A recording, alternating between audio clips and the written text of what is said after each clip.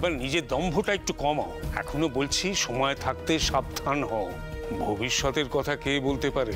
একটা বড় আঘাত আসতে চলেছে, খুব বড় আঘাত। এক্সকিউজ মি, কে আপনারা? উইদাউট পারমিশন মুখ্যমন্ত্রীর অফিসে ঢোকবার সাহস হয় কি করে? CIB officer Aniruddha Raut.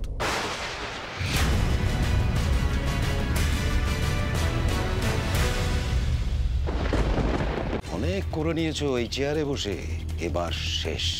তোমার এই ভাওতাবাজিতে দেশের লোক আর ভুলবে না।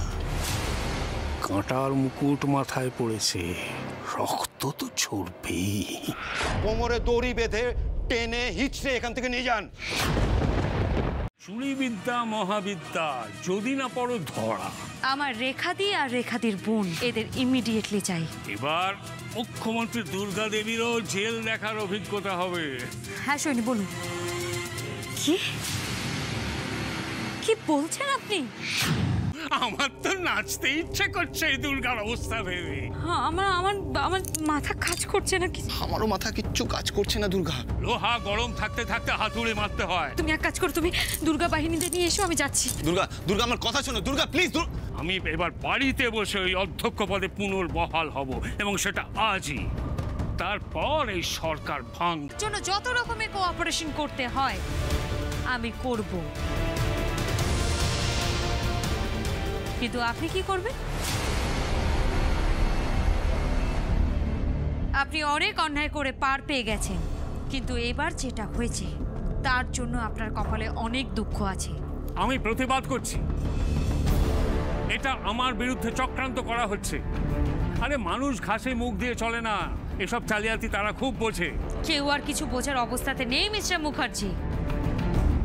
দোষ প্রমাণ হলে মানুষ তাদের ছেড়ে দেবে না, সেটা আমি হই কি আপনি। বুঝতে পারছেন? আপনারা বুঝতে পারছেন তো কিভাবে থ্রেট করে আমাকে চুপ করানোর চেষ্টা করছে দুর্গা? এটা হচ্ছে স্বৈরতন্ত্রী মনোভাব, দমন নীতি। এটা ভয় দেখিয়ে আমার মুখ বন্ধ করার চেষ্টা করা হচ্ছে। কে কি করছে আর কে কি করেছে খুব তাড়াতাড়ি সবার সামনে আসবে। খুব তাড়াতাড়ি এই ঘটনার তদন্ত হবে। আর আপনাদের আমি অনুরোধ করছি, এই সমস্ত কথাকে আপনারা গুরুত্ব দেবেন না। যেটা সত্যি সেটা সবাইকে জানান, সবার সামনে নিয়ে আসুন। আপাতত সাংবাদিক সম্মেলন শেষ, পারলে দুর্ঘটনার জায়গায় যান। এখনো অনেক মানুষ আছেন যাদের পরিচয় এখনো জানা যায়নি। চেষ্টা করুন আপনাদের সাধ্যমতো তাদের খবর তাদের প্রিয়জনদের কাছে পৌঁছে দিতে। এখানেই সাংবাদিক সম্মেলন শেষ, আপনারা আসতে পারেন।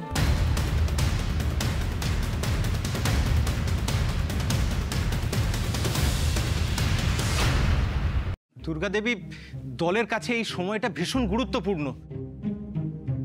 এত বড় একটা ঘটনা ঘটে গেছে, আমরা নিজেরাই বুঝতে পারছি না কি করা উচিত আমাদের।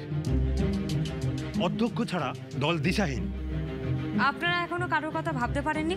মিস্টার মুখার্জি যেমনই মানুষ হন না কেন, উনি একজন দক্ষ প্রশাসক। ওনার জায়গা নেবার মতন এই মুহূর্তে কেউ নেই। সেটা তো আর দুর্গা শুনবে না। আমি দলের অধ্যক্ষ থাকলে তো আর এইভাবে গাজওয়ালি করে প্রেস কনফারেন্স বন্ধ করে দেওয়াটা এসব হবে না, তাই না?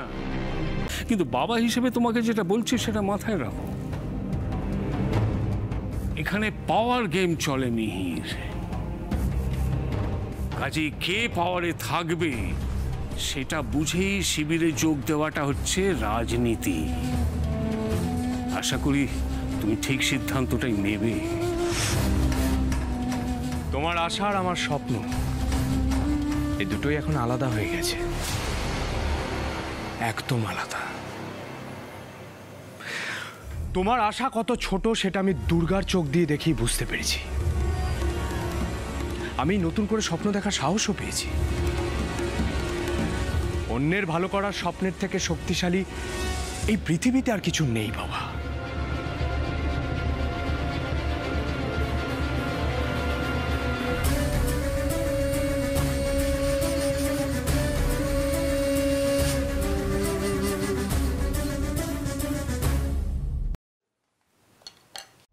বিশ্বাস করো, আমি এটা করতে চাইনি। ধরো জলটা খাও গুঞ্জন। আমার উচিত ছিল ওদের মুখের ওপর না বলে দেওয়া, কিন্তু আমি খুব ভয় পেয়ে গেছিলাম।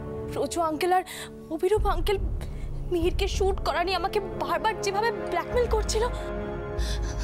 দুর্গাম সরি, আমি তোমাকে একটা বড় বিপদে ফেলে দিয়েছি।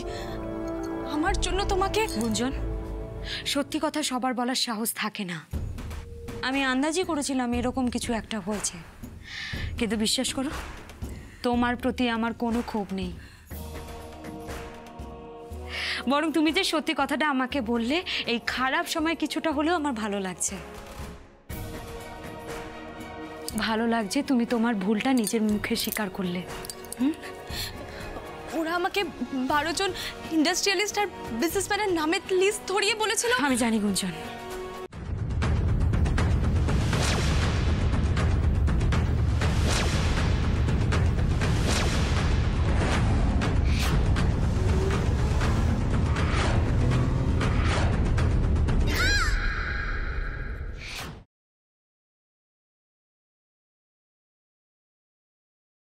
দাঁড়িয়ে থেকো না, এখানে স্কুলের মতো ঘন্টা পড়ে না, কাজ শুরু করো।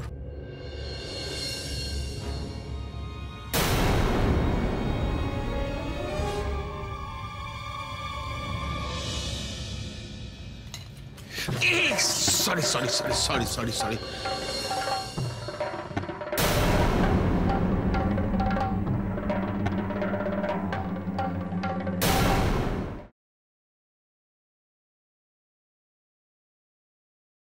জুজু আমার ট্রাম্প কার্ড হতে যাবে কেন?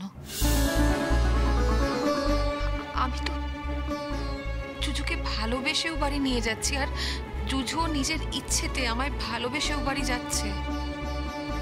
আর জুজুকে ট্রাম্প কার্ড বলার মানে আমায় অপমান করা, আর সঙ্গে সঙ্গে জুজুকেও অপমান করা। আমি জানি আমি এ বাড়ির কেউ নই, কিন্তু জুজু তো এ বাড়িরই মেয়ে।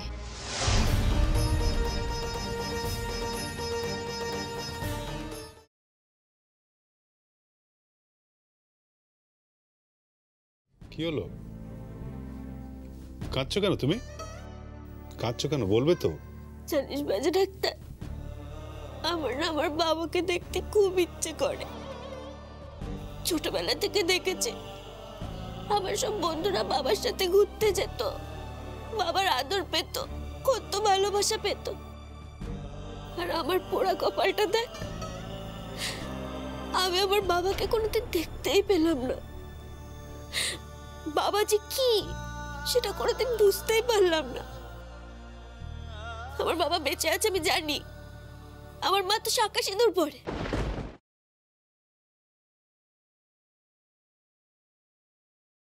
রাধা মা যখন চাইছে তখন এখানকার কোন একজন ভালো ডাক্তারকে দিয়ে দেখানো যেতেই পারে। বল, হ্যাঁ? রাধা যা শুরু করেছে, মানে তো এই তো বিদেশ যাওয়া পুরো বানচাল হয়ে যাবে দেখছি। হ্যাঁ, বন্ধু করে দেবে, তারপরে এখানকার কোন ডাক্তারকে দেখাবে, সত্যিটা বেরিয়ে যাবে, আমরা ফেঁসে যাবো ম্যাডাম।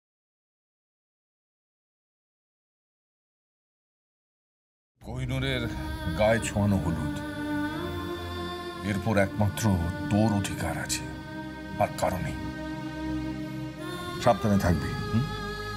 আর যখন আসবি সাবধানে আসবি।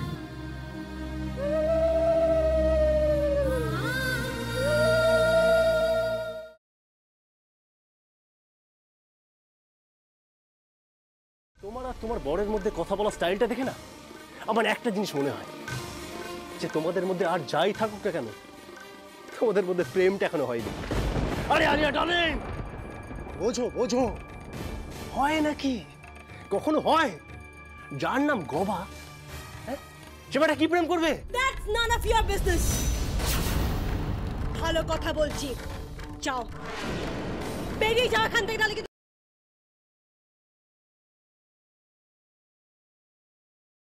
বাবা চন্দর, এ ভাত কাপড়ের থালা বৌমার হাতে তুলে দাও, আর বৌমাকে বলো 7 জন্মের জন্য তুমি তার ভাত কাপড়ের ভার নিলে।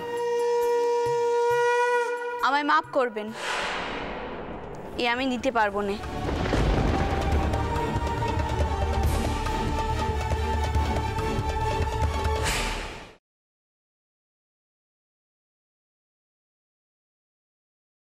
আমি বলছিলাম যে আমাদের তো একটা কথা কেন বারবার বলছেন? আপনি কি একটা মেয়েকে বিপদে ফেলে চলে যাবেন? বিয়ে করলাম না, বড় হয়ে গেলাম, এ আবার কেমন? কিরে কি ভাবছিস? চল বিদায় হোক। আরে বিদায় হয়ে যাক।